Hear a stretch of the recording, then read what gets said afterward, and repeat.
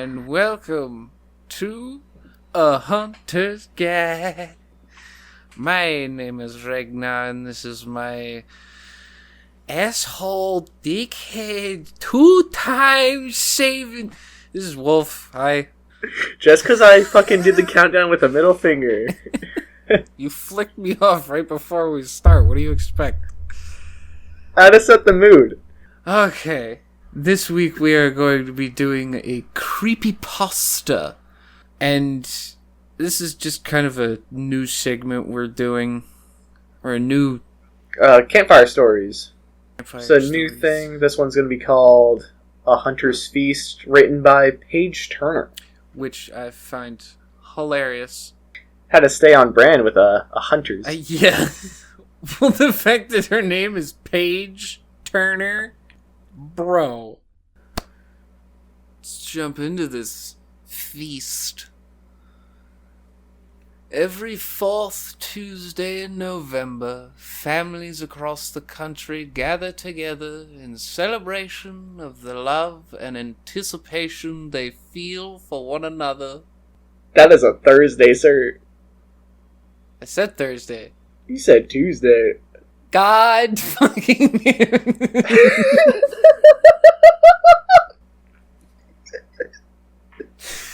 Alright, you're gonna have to cut that whole fucking part. Hang on.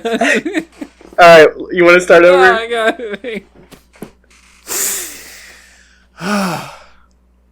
Every fourth Thursday in November, families across the country gather together in celebration of the love and appreciation they feel for one another. This, of course, takes place over a delicious Thanksgiving feast of turkey, yams, dressing, and so many pies. At least that's the hallmark definition, but most of us just show up for the food. Nowadays, we purchase our turkeys and hams from the grocery store, but not so long ago, men ventured forth into the woods to put their food from harvest to a table. And pelts on their backs. They plowed through their fields by day and their women by night. Ay. Hell yeah. All without expressing any form of emotion, for that was considered the ultimate sign of weakness. In fact, there are some who continue to honor these traditions even now. Like my family. Oh, no. Not me or mine, no. My wife and I don't take stock in all that old world crap.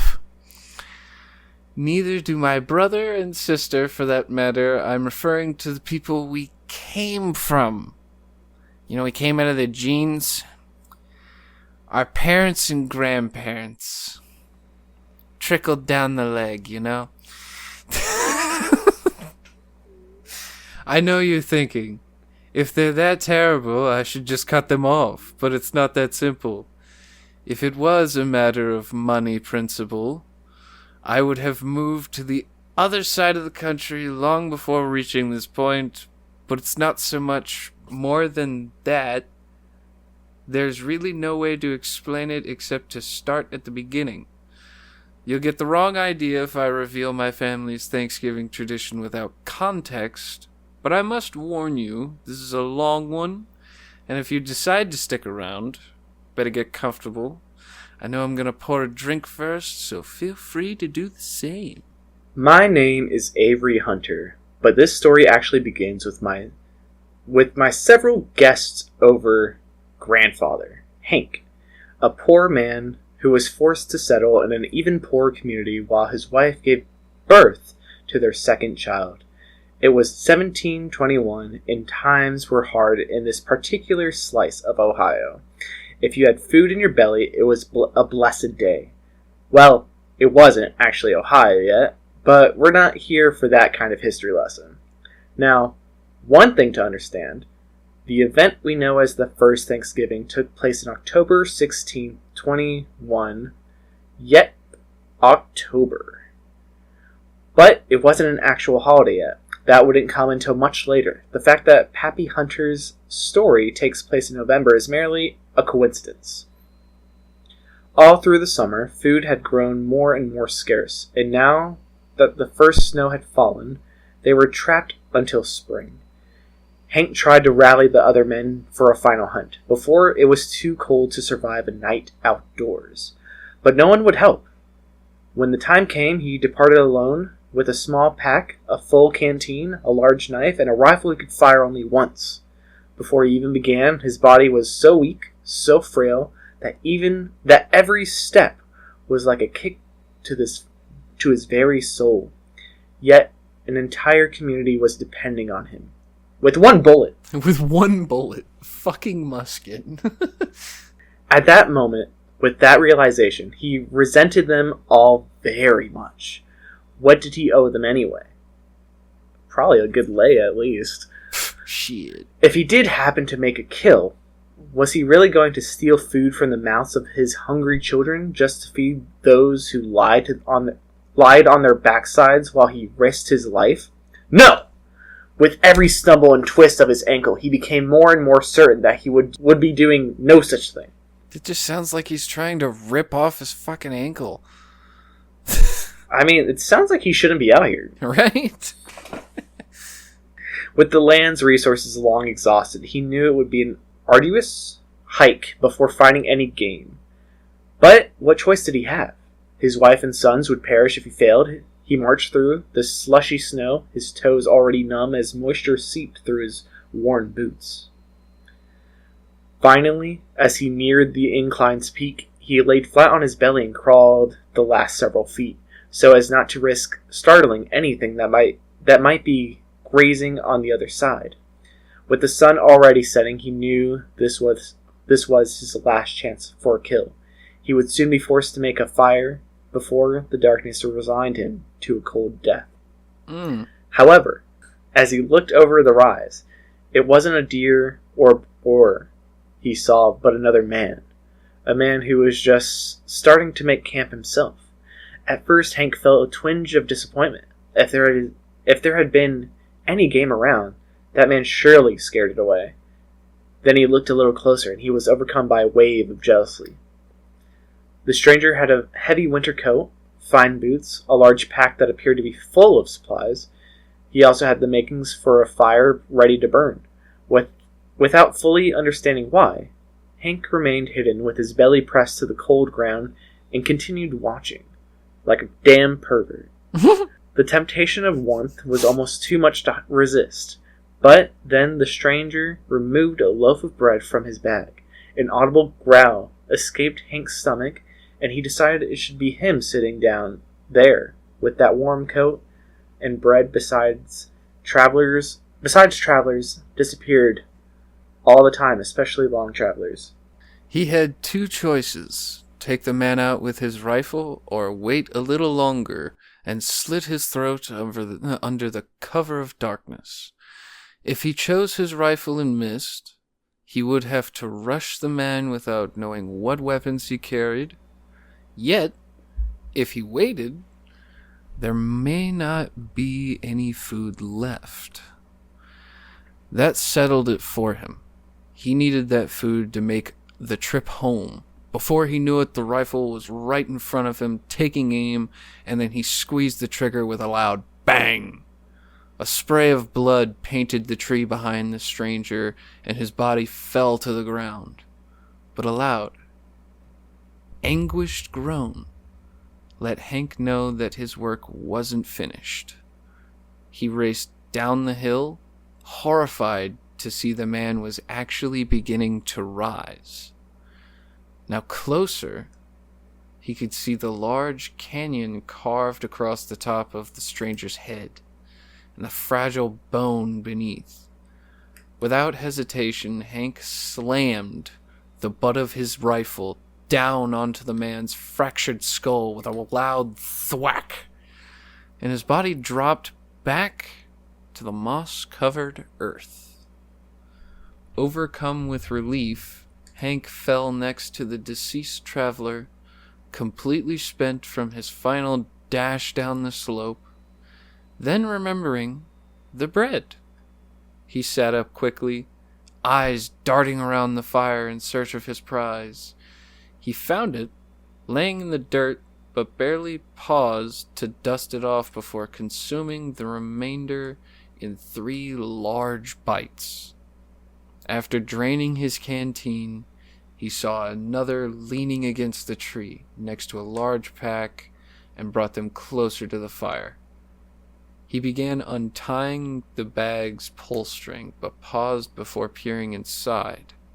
If it contained more food, his family would live a little longer. If not, well, at least he would have the energy and resources to make it home for a proper goodbye. Perhaps he would even find the strength to give his wife and children proper burials before joining them in the afterlife. Finally, with a deep breath, he pulled the string, loosened the bag, but stopped short of looking inside when he was suddenly interrupted by a high-pitched, almost scratchy voice. "I wouldn't do that if I were you," spoke directly next to Hank's ear, who instinctively jumped to his feet, simultaneously drawing his knife. The pack fell inches from the flames, but he hardly took notice. The voice had been that of an old man, but where did he come from? And where was he now? His eyes scanned the area, but there was nothing. When he later recounted this story to his children, he recalled thinking it was the traveler's angry spirit returning for vengeance. But then he heard him again, and this time the old man snapped his fingers before speaking. "Down here, hunter." Hank shifted his gaze downward to see a frail, elderly old man wearing a hooded cloak. The newcomer was no more than 4 feet tall, yet his bare feet were much larger than Hank's own, and his jagged yellow toenails made their disproportionate size all the more unsettling. "Was he your son, then?" Hank gestured to the corpse between them. "Hell no. Get it?" He snickered. "Hell? Because I'm an imp. My summer house is in hell. You know, get it? Summer, hot, ha ha ha ha. I slay myself." I hope I've got my face right. I did put it on for you, you know. Humans tend to get a bit skittish otherwise. The little man hopped around the campfire like a hyperactive child as he spoke, and the flames shot high into the air, illuminating his disfigured face. His grotesquely overgrown brow sat atop 2 bulbous eyes and a lumpy, crooked nose. His cheeks sagged with heavy wrinkles, and loose flesh hung from his chin as a result. Even in his heightened state of distress, Hank was in awe that a man of such years could be so nimble. "You're mad, is what you are. I'm sorry for your companion, but there is nothing I will not do to save my family, including murder." Hank's grip on the knife tightened as he prepared to lunge, but the old man suddenly vanished into thin air with an audible poof, and the flames instantly returned to those of dying fire. Consumed by a mixture of fear and disbelief, Hank turned circles in search of the old man, but he was alone once again. "Or perhaps it is I who is mad," he muttered to himself. "Hee hee! Oh, don't be hard on yourself, Hunter. After all, you don't just commit your first murder. You're natural, though. You can trust me on that now." This time the voice was coming from above him, and Hank looked up to see the wild little man sitting in a branch, swinging his stubby legs over the edge with giddy delight. "But how? How did you?" Hank started, but was abruptly cut short. Well, that's what I was trying to explain to you when you were so rudely interrupted with your nefarious intentions. Ha ha ha ha ha! You should be grateful. It's not every century that I grace a mortal with my companion, let alone my aid. So, what do you say, Hunter? Care to try again? The old man peered down, and his eyes glowed with an internal fire. Why do you call me Hunter? It is neither my name nor my occupation. Hank asked, confused. The old man vanished with another poof and reappeared sitting on a log opposite the fire. Only now he was smoking a pipe. Silly little Hunter. But it should be both, for that is exactly what you are, aye? It's in your blood. Sit, sit. Hear what I have to say. He gestured towards an adjacent log, which hadn't been there moments before, and Hank sat without comment. Good, yes. First introductions. I am called Nod, and you are Hank. Soon you will be Hank the Hunter. Your father is a hunter? Was he not? And that's what your brothers are, yes? Why do you deny your birthright? Why settle into such a poor community? Nod paused as if expecting an actual answer.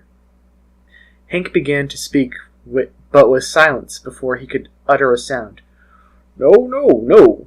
Shush now. Questions later. It's always the same. Some woman. Ha! Lust is a bitch, ain't?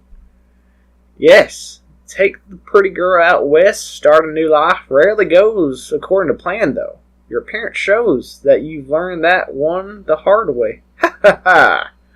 I bet you'd like to go back in time, eh? Wind the clock, as it were?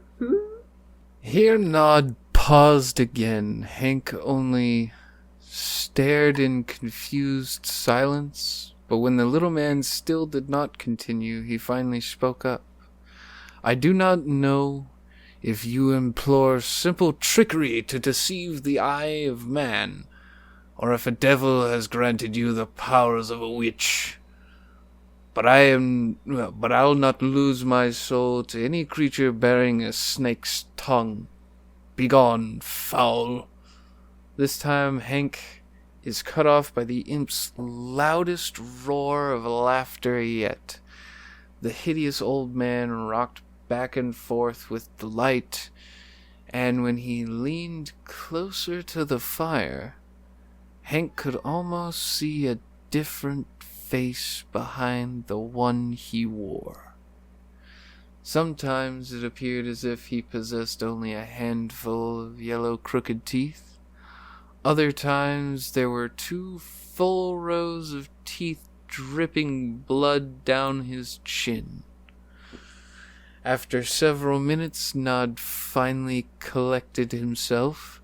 Well, too bad. Time is beyond my control, but perhaps I can offer you something even better. Yes, even better. And it won't cost you your soul either. Cross my heart. Get it? 'Cause I don't have a heart. But we're talking about souls. Disgusting, slimy things. I've never had use for them. I mean, there are demons who'd be willing to trade for it, but no. Then I would have to make a special trip to hell.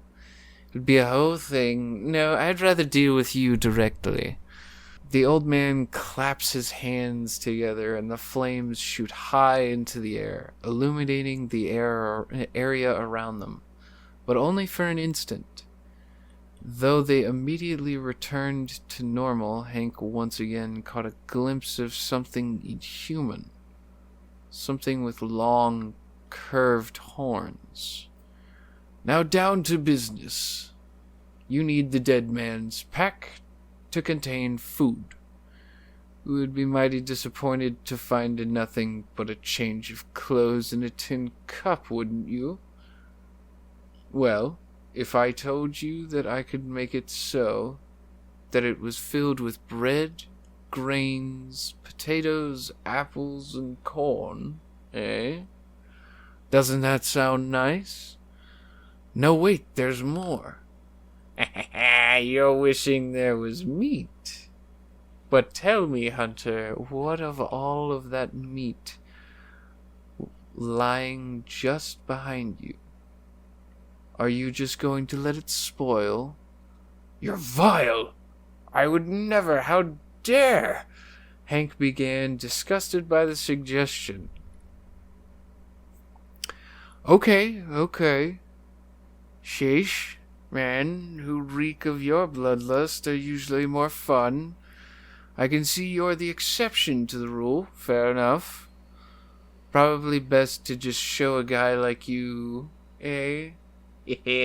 In the time it took Hank to blink, Nod disappeared and reappeared directly in front of his face, and the old man was now some otherworldly creature.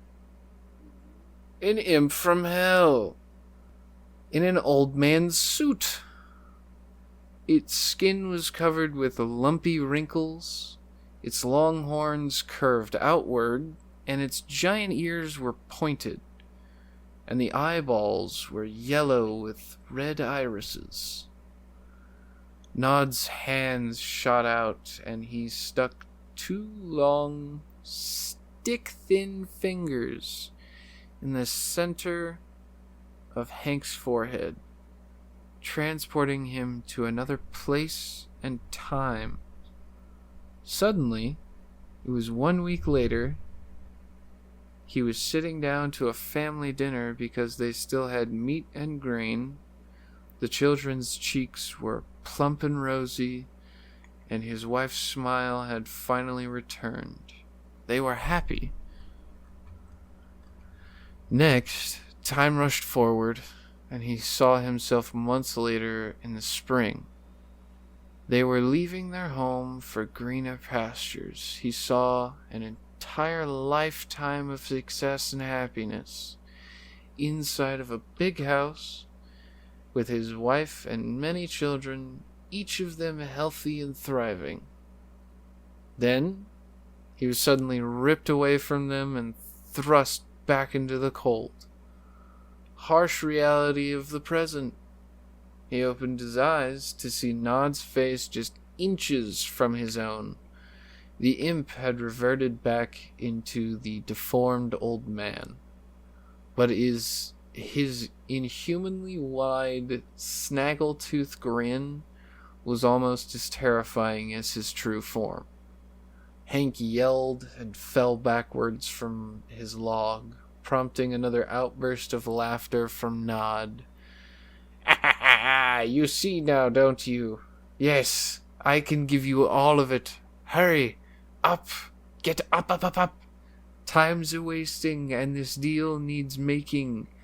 Just sign the dotted line, and leave this miserable place behind. Nod began hopping foot to foot again as Hank stood and patted the dirt from his clothes with shaking hands. You said it wouldn't cost my soul. But what exactly is your price? The suspicion in his tone was very clear. Oh, don't think of it as a price per se. Think of it as negotiating the terms of a partnership, an eternal one that will be passed along to your descendants long after you leave this world.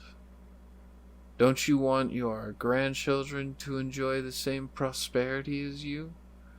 You could guarantee their happiness for as long as they are willing to maintain your side of the deal. That sounds like a pretty fair arrangement, wouldn't you say?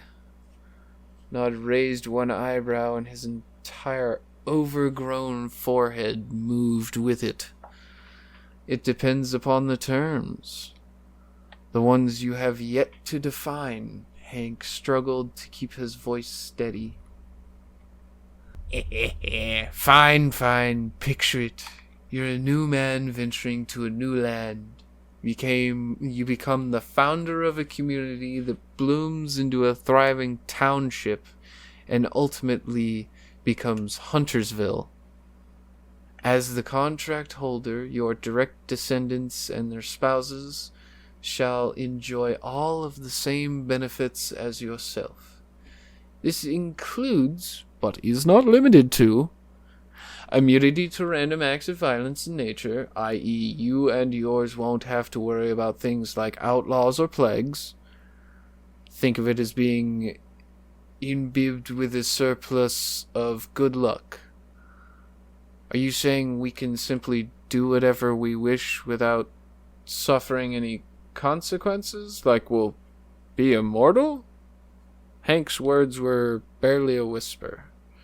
What? No! The imp was insulted by such a vast misinterpretation. Were you even listening? Why are the strong ones always so dumb? Fine. Let me try an example. If you are in a saloon, minding your own business, and pistols are drawn, you won't ever catch a stray bullet. On the other hand, if you were to challenge someone to a duel, well, anything could happen. Nod searched Hank's face for any sign of understanding. Ah, I see. No offense, but I'm not sure that you do. Maybe you should repeat that back just to be safe. Nod narrowed his eyes suspiciously. Perhaps you should define your side of the bargain before it is rendered moot. Hank narrowed his eyes in return. Hey, you win. You're a bit of a nag, aren't you? Well, first, there's the immediate trade.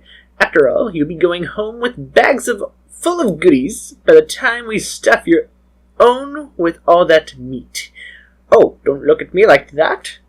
It'll be the best thing you've ever tasted. You'll want it every day. I guess you could have it every day, but I have to advise against it. You're no good to me with your neck stretched. I assure you that will not be a problem. Perhaps we could not continued, as if Hank hadn't spoken.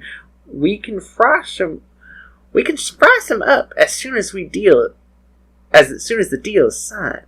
And you'll see, mark my word, you'll see, taste. Yes, you'll taste it. Alright, plain and simple, here it is. Every November, you're gonna bag a human for us, and we'll split the spoils. I only want the parts you wouldn't eat anyway. Just treat it exactly as you would a deer, and I'll collect the rest. I'll do it myself, and there are the rules about these sort of things. Whose rules? Again, Nod proceeds as if Hank hadn't spoken. We'll do this first one together. It will give us a chance to bond. You'll also set a place for me at the opposite end of the dinner table each year. You won't see me, but I'll be there. No, the rest of the terms, of course. You won't catch the stick, the skew. That was the catch, Hank exclaimed. Eventually, you will grow old. Much older than you would have without me, mind you, and the time will come to renew our contract. This requires a very specific type of ritual. Instead of hunting a stranger, you will be hunted by your heir, and then consumed by myself and your family. Thus, the cycle will repeat until broken by a hunter. So, how about it? I have questions. I'll bet you do. I'd have questions too. Are you saying that I would have to condemn my entire family to a life of cannibalism? And that you would eventually be forced to eat me as well? Oh, come on. You don't be so dramatic. I'm offering blanket protection over every snot ball you shoot into your wife. The least they can do is share a meal with me once a year. Any descendant who doesn't consume a portion of the main course will be forfeit their rights to these graces permanently. Yet, as long as I follow this rule, all of the descendants will retain this protection forever. I think we're going to need more examples for this one. Let's say 2 sons grow up to have families of their own. Both sets of grandchildren would fall under my protection as long as you remain the contract holder. But when the contract is passed along, only one can inherit. Their direct descendants will become my new hunters. The others will be cut loose to live their lives as most humans must. This will hold true regardless of how many offspring you ultimately produce. I see. And what if I ended my own life instead of forcing my son to hunt me like an animal? Hank felt certain that he could not accept these terms. Yet, he was compelled to continue the conversation anyway.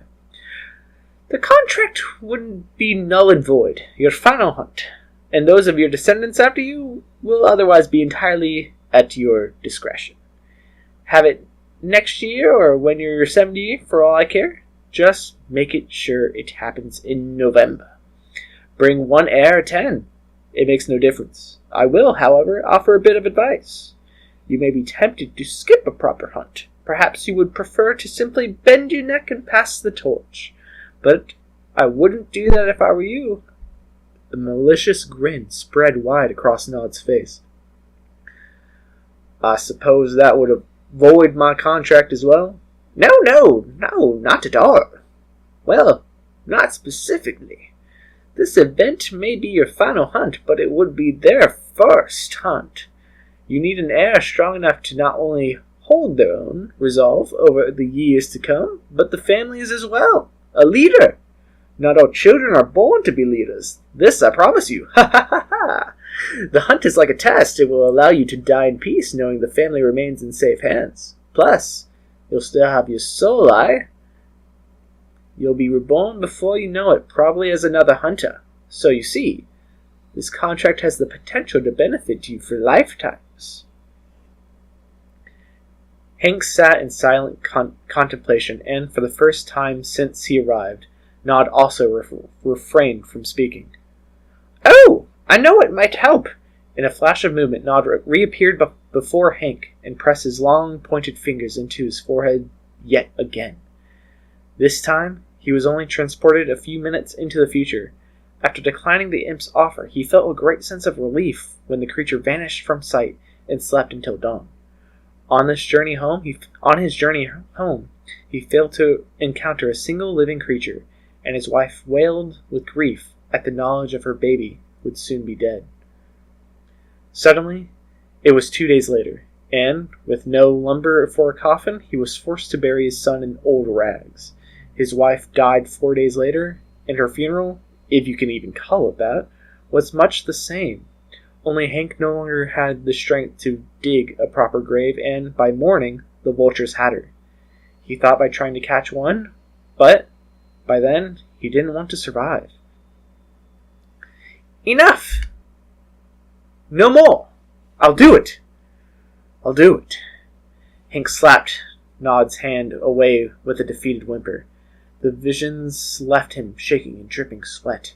The cold night air would have been too much, if not for his new coat. Excellent! I knew you had it in you. Now let's get this silly paperwork out of the way so we can have some real fun.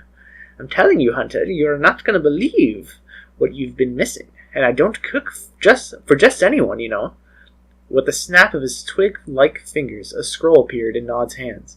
When he allowed it to unroll, it fell to the ground and didn't stop until the end was several feet past where Hank stood. 1 second. Here we go.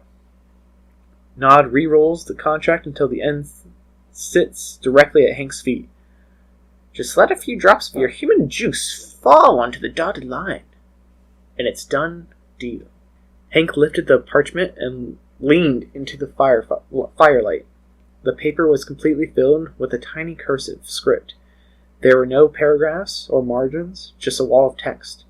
He desperately wished to read its contents in full, but Seeing it now, he realized that wasn't an option regardless of any time constraint. His hesitation lasted only a moment before remembering the sight of his wife and child lying dead in his arms. With the parchment in his hand, he drew his hunting knife with the right and made a small cut in the fleshy pad of his thumb.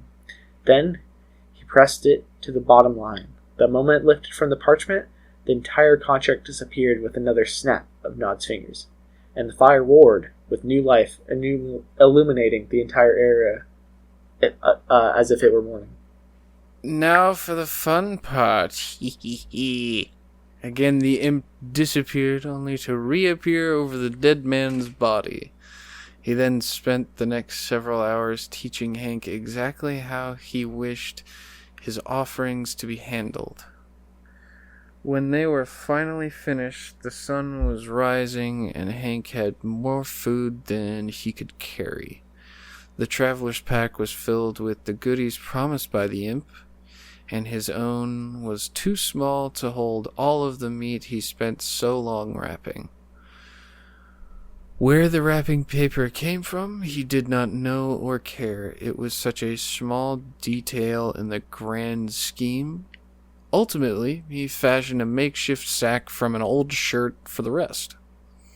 Then, after a few more final words over the most delicious breakfast of Hank's life, Nod gave him a long rope and disappeared. "But what's this for?" he called out to the empty air. "A hunter should always carry a good rope." Ha ha ha ha!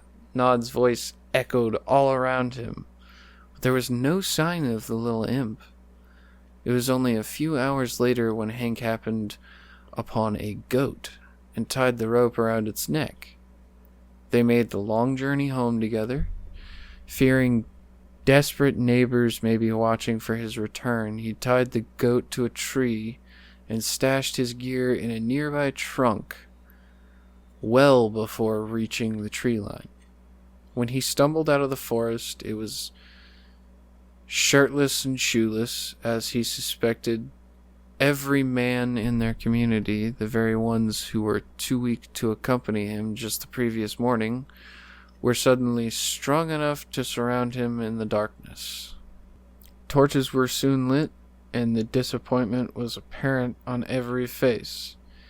Hank said he was robbed, that he barely made it back alive. He shivered as he spoke, and his skin was losing color at a rapid pace.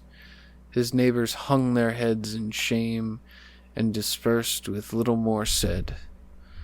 His wife cried tears of joy to learn the truth, and she was quick to agree with the imp's contract. The relief Hank felt at her words was every bit as satisfying as the delicious breakfast he had only that morning. After allowing enough time for the neighbors to be fast asleep, he returned to the forest for his bounty. By some miracle, the goat remained completely silent on their return walk, and they were able to stretch their supply through winter. On the first day of spring, Hank ventured to each neighbor's home to confirm there were no other survivors. Being on their last 2 days of food themselves, he took a measure of comfort in knowing he truly could not have saved the others. He wasn't sure how they were going to survive out in the open without horses to pull their wagon. The whole situation felt kind of hopeless. He began to fear Nod had betrayed him after all.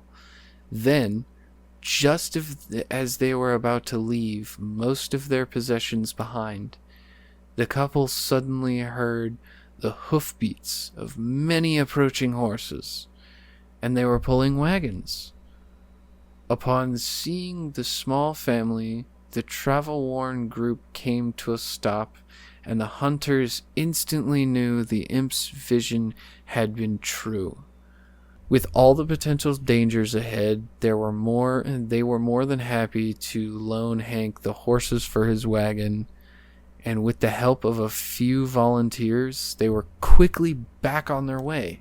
Along the way, Hank not only proved himself to be an excellent hunter and tracker, but compassionate, intelligent, and brave. All the qualities they sought in a leader.